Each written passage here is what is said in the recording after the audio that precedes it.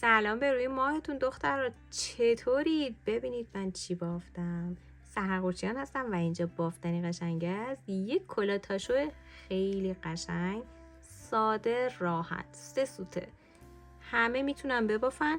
قلاب بافیه برخلاف ظاهرش که 2 میل بافیه. آره، هر کی میبینه میگه با چه شما چند تا سر بندازم، اما قلاب بافیه.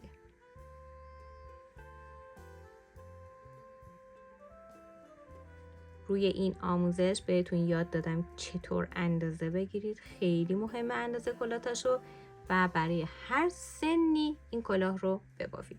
همونطور که میدونید من قبلا از این مدل کلاه فرانسویش رو آموزش داشتم. این کلاهه که آموزش کاملش روی کانال هستش. برم بگیرم ببینید به این صورت قسمتشه. اینم کلاه فرانسوی. و همینجا هم بهتون بگم که یه مدل سومی از این طرح تو راهه. یه ست خوشگل میشه، خانم و آقا. و مدل سوم میگم بهتون. مرسی و ممنونم که مثل همیشه با لایک و کامنت ها همراهی میکنین.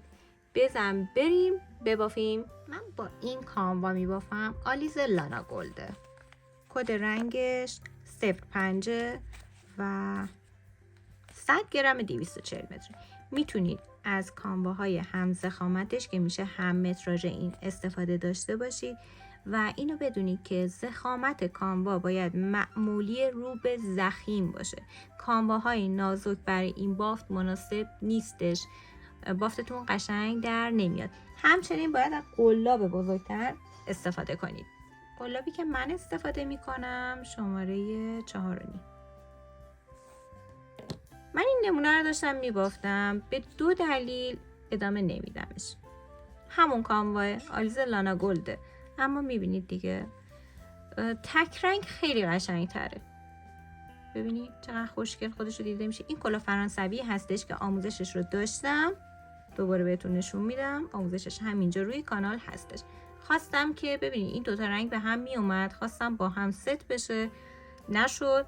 خب اشکالی نداره، این رنگ رو انتخاب کردم، هیچ ایرادی نداره. مهم اینه که خوشگل بشه. کجا پرت کردم؟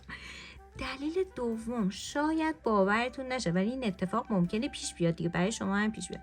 ببینید چقدر گره داشت، یه دونه، 2 تا، یکی هم اینجا رفته داخل بافت. اینه 3 تا گره تو همین چند سانتی که من بافتم. واقعا برام قابل قبول نبود. پس اینو کلا گذاشتم کنار تا بعدم براش فکری داشته باشم. اما نمونه خوبی شد برای اینکه من توضیح بدم که چه خبره، مخصوصا برای اندازه‌گیری. ببینید ما الان اینجا براتون یادداشت کردم، همین الان از این یه شات بگیرید، اسکرین بگیرید که داشته باشید.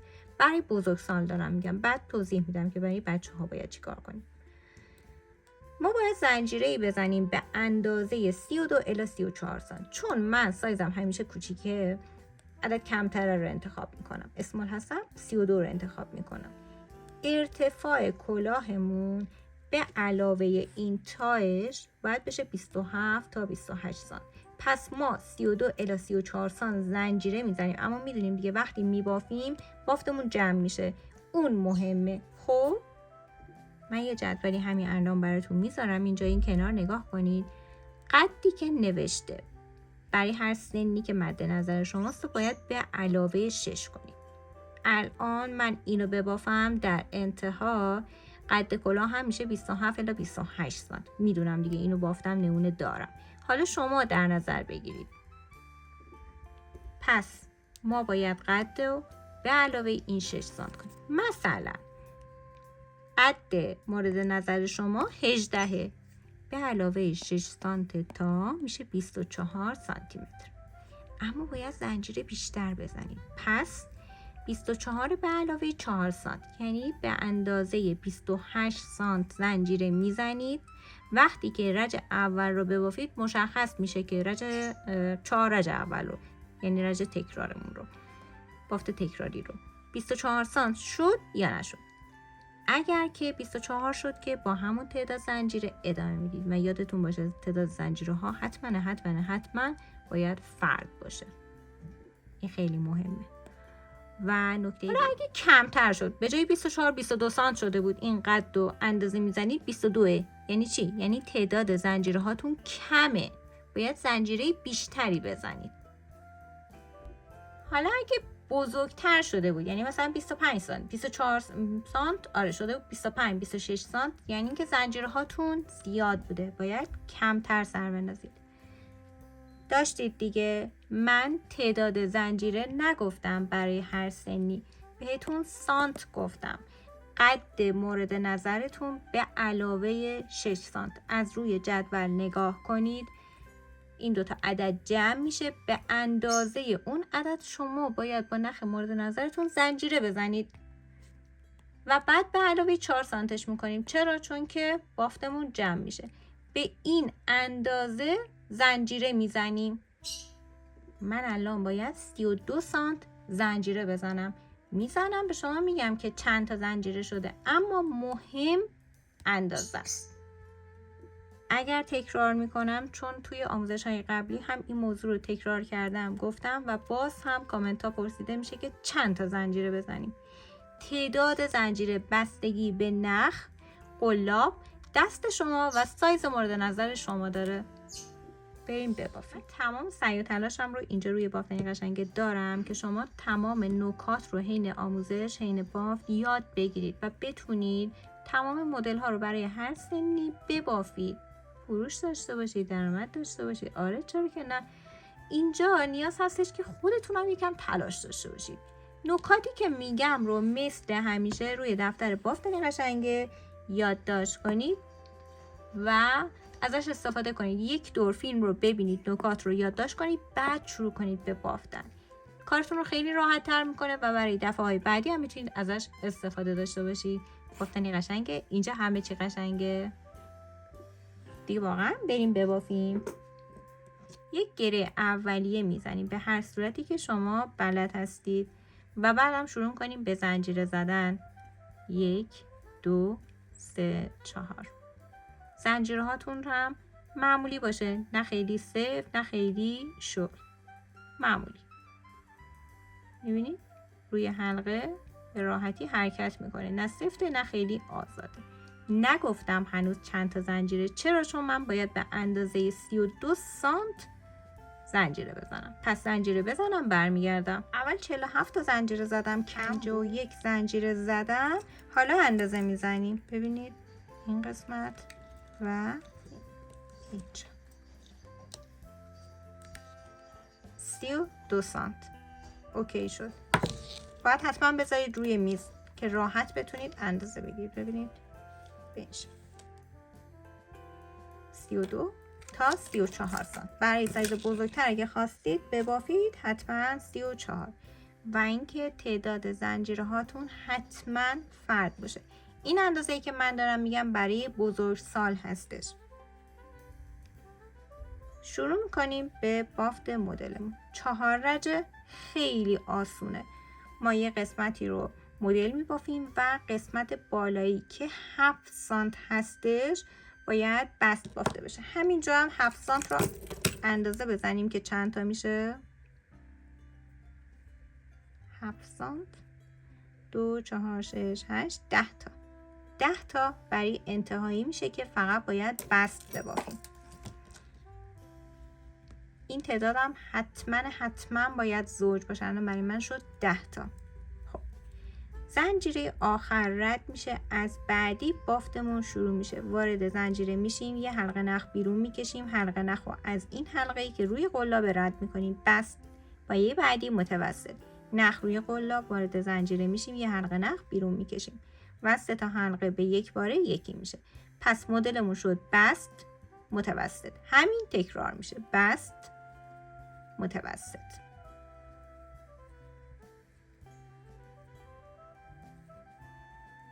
متوسط بست. برای اینکه چند مرتبه این مدل تکرار میشه دیگه، یه نشونش این که باید ببافیم تا برسیم به این 7 سانت که 10 تا هستش. اینجا 10 تا، یه دونم برای سر رجمون. از تعداد زنجیره هامون این تعداد رو کم میکنیم، میشه 51 منهای 11. یک به علاوه 10 40 تا میمونه. مدل ما 2 پایه‌ای هستش. پس میشه 20 مرتبه. اما بهتون میگم نیازی به محاسبه نیستش، ببافید تا برسید به 7 سانت آخر. من میبافم، برمیگردم، بافتم، برگشتم. از این 7 سانتی که داریم که برای من شده 10 تا، ما باید نصفش رو بست ببافیم. پس واردش میشیم، نخ و بیرون میکشیم، از حلقه رد میکنیم. 5 تا میبافم. 2 3 4 5. این 5 تا نبافته رها میشه. زنجیره میزنیم، برمیگردیم. تو رج بعدی میبافیمشون. از این رج به بعد تمام بافتمون از حلقه های عقبی هستش. این حلقه ها بافته میشه و این حلقه ها باقی میمونه. خوب، وارد حلقه عقبی میشیم، نخ و بیرون میکشیم، از این حلقه رد میکنیم. بعدی نخ و بیرون میکشیم، از حلقه رد میکنیم. 5 تا میبافیم، همون 5 تایی که بافته بودیم. 4 حواستون باشه صفر نبافیم. و از اینجا دوباره همون مدل شروع میشه. 2 4 5 بست، برعکس میشه. بعدی متوسط و تمام بافت از حلقه های عقبی هستش. ببینید وارد حلقه عقبی میشم، نخ و بیرون میکشم، از این حلقه رد میکنم. دوباره بعدی متوسط، یه بست یه متوسط، همون 20 مرتبه بافته میشه تا برسیم به انتها و برگرد.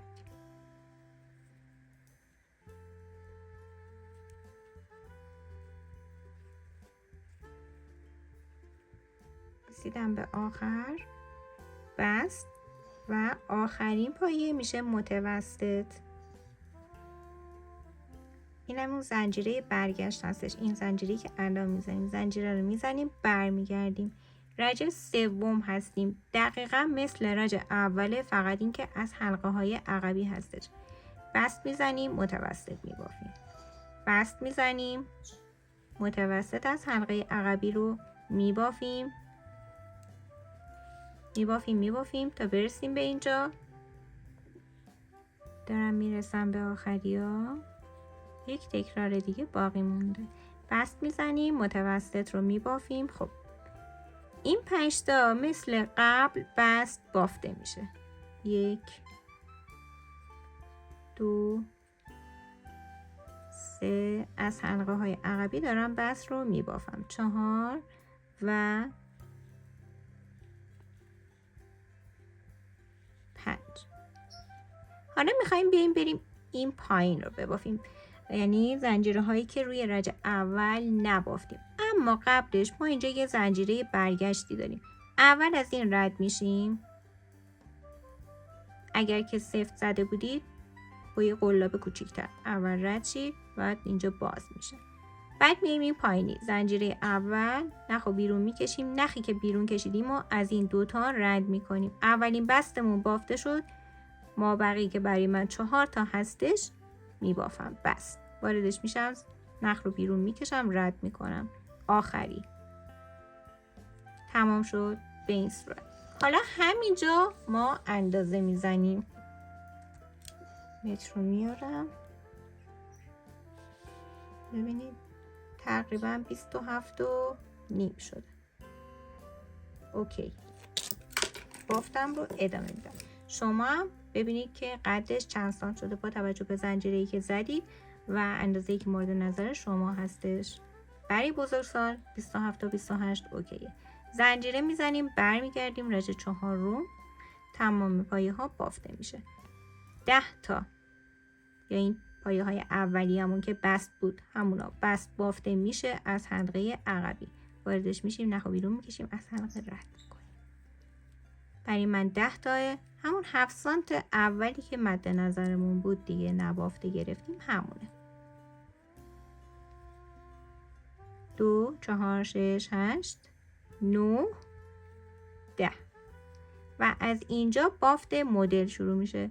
بست، پایه متوسط، پایه ها میفتن برعکس هم میشن. ببینید اینجا رو برعکس هم دیگه میفته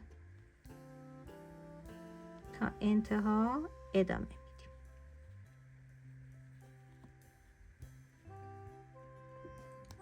بافتم، دوباره رسیدم به آخری ها، بست، پایه آخر متوسط بافته میشه، یک زنجیره میزنیم برمیگردیم و این 4 رجی که بافتیم، البته روی بافت این سمته، به این زنجیره ها نگاه کنید، این قسمت رج اولمون روی بافته، باید تکرار بشه این 4 تا. رج اول رو ببافیم، ما بقیش دیگه تکراره، یا از روی دستوری که نوشتید نگاه کنید یا اینکه فیلمو بزنید عقب. میشه بست متوسط، بست متوسط، میبافم تا این قسمت، از این 10 تا 5 تاش بست بافته میشه. بافتم تا این قسمت، رج اول رو تکرار رج اول، 5 تا بست میبافیم، 2 3 4 و 5 تای آخر نبافته باقی میمونه، زنجیره میزنیم، این زنجیره رو شل بگیرید، سفت نزنید که بعدا قلاب ازش رد نشه. دوباره 5 تا بست میزنیم، رج دوم، بافت مدلمون رو شروع میکنیم، بست متوسط تا انتها میبافم، بست متوسط،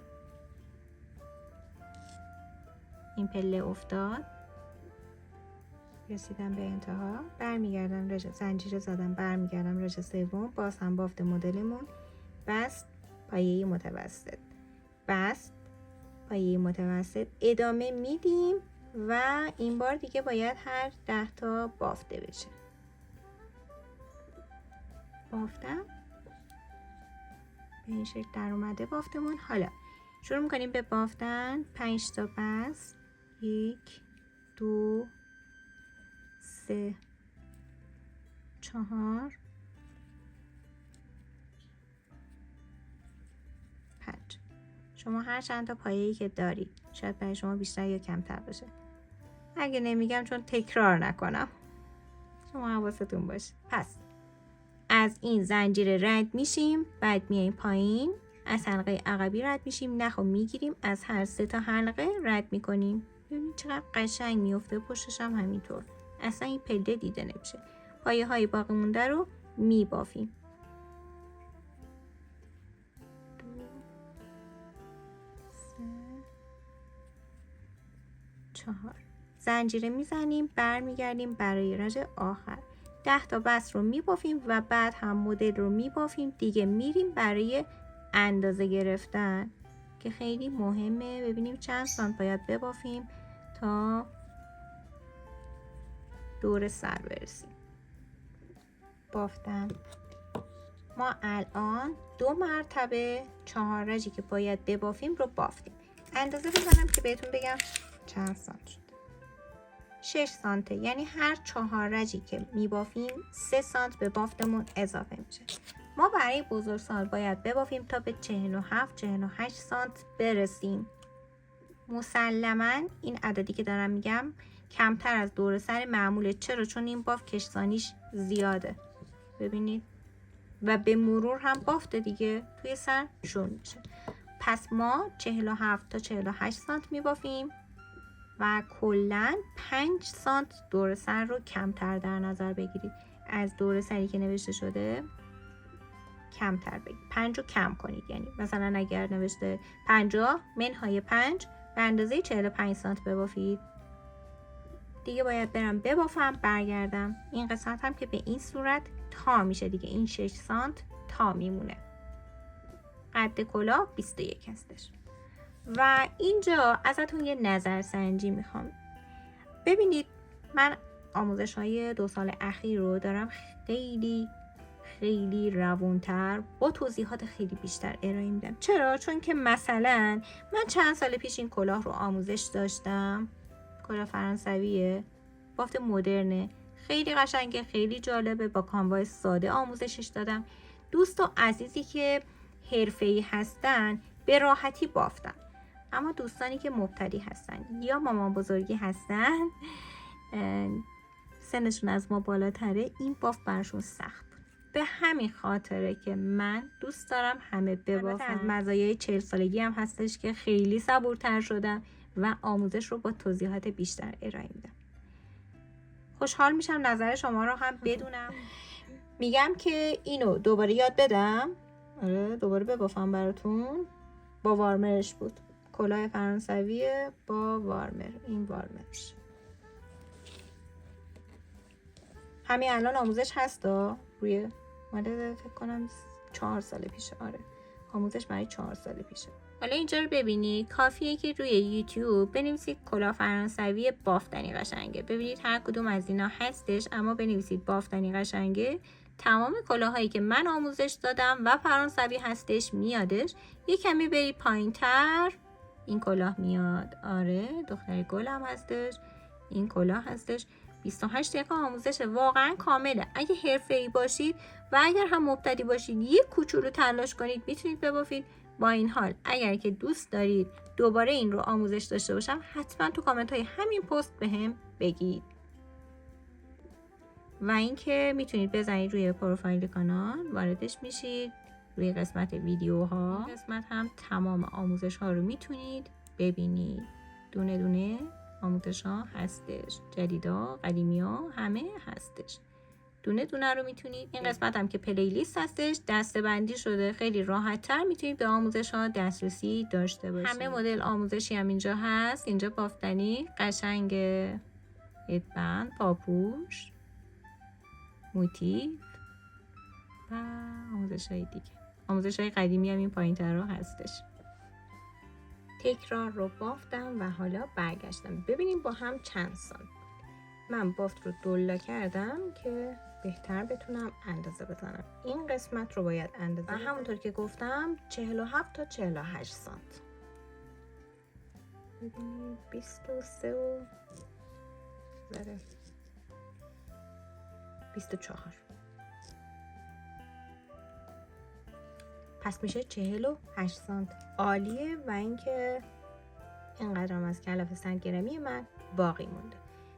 بریم برای رج آخر که میخوایم به صورتی ببافیم که این درز کاملا مخفی باشه. این قسمت روی بافته. ببین الان من رسیدم اینجا، میخوام رج اول تکرار رو ببافم که نمیبافم. حالا این طرف شروع بافت. ببینید به این شکل مثل گیس میمونه پشت سر هم. اینجا روی بافته. این بافت میاد روی این قسمت.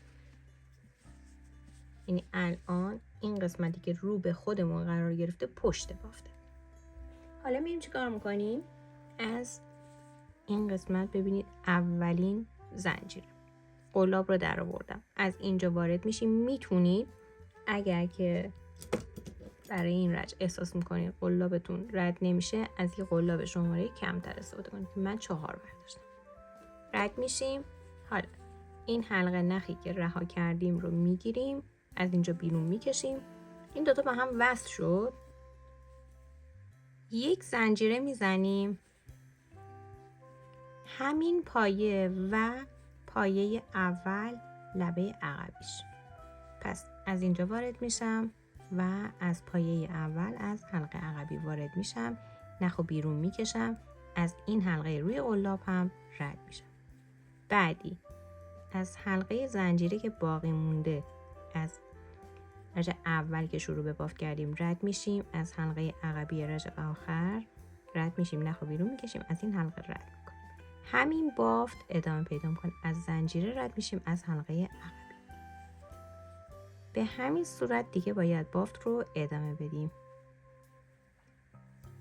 با حوصله با دقت ببافید که پایه ای جا نمونه، زنجیره ای جا نمونه. دونه دونه میبافیم. و اینجا هم که دیدید دیگه رج آخرمون همون رج 4 باید باشه. این قسمت نباشه، رج دوم نباشید. حتما اگر که مثلا دیدید که به 47-48 سانت نرسیده و شما میخواید یه نصف رج رو ببافید، یعنی رج 1 و 2 رو ببافید، نبافید. انتهای رژ، آخرین رژ باید همون رژ 4 باشه تا این دوتا لبه صاف کنار هم قرار بگیره. تا انتها بست میزنیم. فقط یه نکته مهم بگم، ببینید وقتی که قلابمون رو کوچکتر میگیریم بست ها رو میبافیم، سفت نمیبافیم و دستمون رو کاملا آزاد میگیریم. دیدید کشیدم یکم نخ رو، این حلقه ای که میاد روی قلاب رو یه نمه یه ریزه میکشیم به این شکل. اگر که با همون روال عادی دست همیشگیمون ببافیم، دست بافتمون این قسمت کشیده میشه و ما اینو قبول نداریم. ببافم، بافتم و دارم میرسم به انتها. این چند تا پایه آخر رو با هم ببافیم و بعد برگردیم ببینیم چه بافت تمیزی داریم، اصلا درز دیده نمیشه. و اینکه خب میدونید دیگه اکثرا وقتی این بافت رو میبینن یا عکسش رو میبینن فکر میکنن که 2 میل بافی گول میزن. و این هم آخری.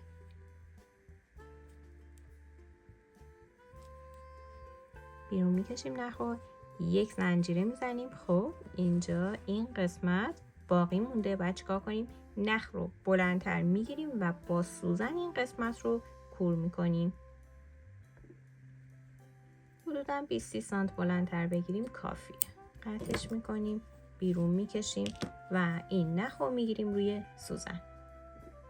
قبلش این نخ کوچیکه رو گرفتم، نخی که برای شروع بافت بود. اینو ببریم داخل بافت، همینجا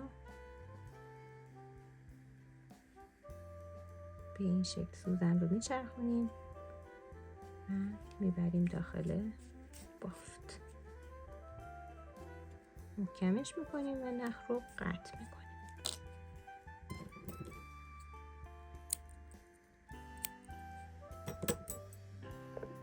و حالا نخ انتهایی رو گرفتم روی سوزن. خب ببینید این قسمت ها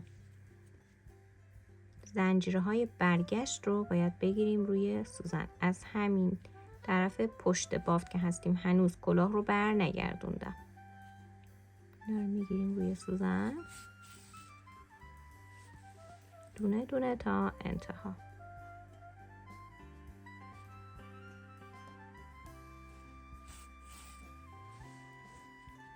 حالا به من بگید این کلاه رو دوست داشتید یا کلاه فرانسوی رو؟ تصمیم دارید کدوم رو ببافید؟ و شاید هم مدل سومی که من مد نظر دارم. مدل سوم کاموای کمتری میبره. چرا؟ چون که خب قدش کوتاه‌تره. چی میتونه باشه؟ و رسیدیم به انتها. باز از اولی رد میشیم و حالا به آرومی این نخ رو میکشیم. ببینید نگه میدارم که زیاد بهش فشار نیاد. میکشیم میکشیم میکشیم.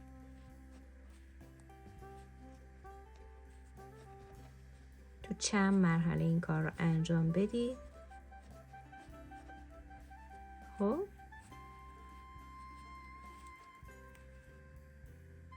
گره میزنیم، محکمش میکنیم. بازم یه حفره ریز مونده، میتونیم اینجا کوک مانند بزنیم این حفره بسته بشه. اگر که پمپوم استفاده کنیم کامل بسته میشه. به این روش ستاره‌ای هم میتونیم ببافیم. ببینید جمع شد.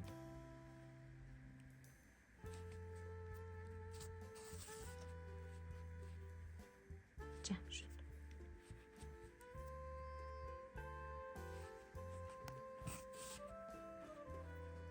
گره میزنیم و دوباره نخ رو میبریم داخل بافت.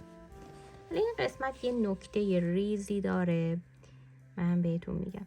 ببینید گاهن پیش میاد که دست بافته وقتی که میخوایم پایه بست ببافیم دست شلتر میشه. خب ما میتونیم یه کلکی بزنیم و برای اینکه این قسمت بیشتر جمع بشه خودش رها شد. ببینید الان من اینجا 2 تا قلاب دارم. رج آخر رو با شماره 4 بافتم. میتونیم این قسمتی که مدل هست رو با 4.5 ببافیم. بعد وقتی که میایم به این قسمت بست میرسیم با 4 ببافیم. این باعث میشه که این بالا بیشتر جمع بشه. باز هم اینقدر کلافم موند، فکر میکنم حدود 5-6 گرم باشه. پس ما یک کلاف کامل رو برای بزرگسال میخوایم با متراژی که من گفتم. متراژ خیلی مهمه. آلیز لانا گولد 100 گرم 240 متر. برگردونیم دیگه بافت خوشگلمون رو ببینیم، درزش رو ببینیم، مثلا ببینیم میتونیم پیداش کنیم درز رو. ببینید چقدر قشنگه. درز اینجاست این قسمت. و حالا تا میزنیم همون 6 سانتی که مد نظر داشتیم. این قسمت رو هم ببینید چقدر قشنگه، چقدر صاف مونده. خیلی عالیه تو سر، خیلی قشنگه، فوق العاده است. این از اون کلاهاییه که حتما باید ببافیم. شما ببینید خیلی قشنگ، خیلی دوستش دارم. خب پس تا اینجا شد 2 تا کلاه. کلاه فرانسوی که این هستش، آموزشش هستش، میتونید ببینید همینجا روی کانال یوتیوب آموزشش هست. اینم کلاه تاشو. و مدل سوم از این مدل طرحی که میخوام ببافم استایل دخترها و خانوما رو زیباتر میکنه و دوستش دارید، میدونم خیلی دوستش دارید، پرطرفدار روی کانال من. پس تا آموزشی بعد، خدا نگهدارتون، دوستتون دارم.